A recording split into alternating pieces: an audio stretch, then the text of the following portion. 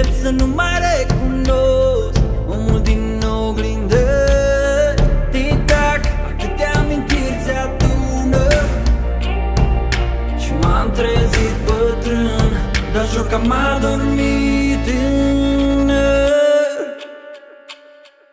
Cât de clar îmi amintesc, cât de mult visam să cresc. Acum nu mulțumesc, vreau să mai copilăresc măcar o zi.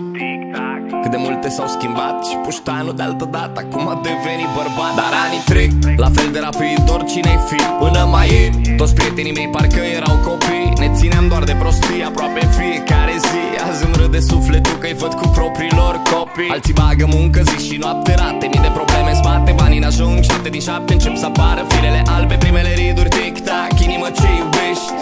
Dulce copilărie, astăzi unde ești?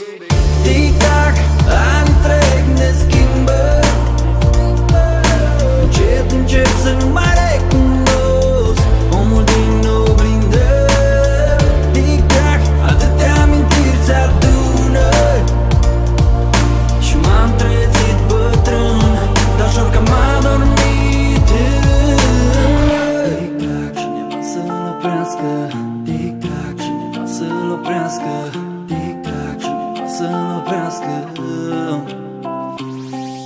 Cineva să oprească ceasul, să bat pasul pe loc, că trec cei mai frumoși ani și nu se mai întorc. Am o vârstă acum, încerc să fiu fericit, că povestea nimănui n-are repeat, ți-o promit. Dar mi-e dor de zilele în care habar n-aveam, nu înțelegeam că viața bate filmul fiecare an. Dar mi-e dor de zilele în care eram neînfricat, credeam că o să salvez într-o zi lumea mascat. Dar cine credea că timpul trece? Tic-tac, tic-tac, că am adormit copil naiv și m-am trezit bărbat, și că m-am maturizat, acum pot să înțeleg ce simt, că am visele contra cost și drumul vieții contra timp.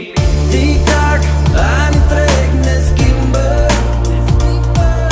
Încet, încep să nu mai recunosc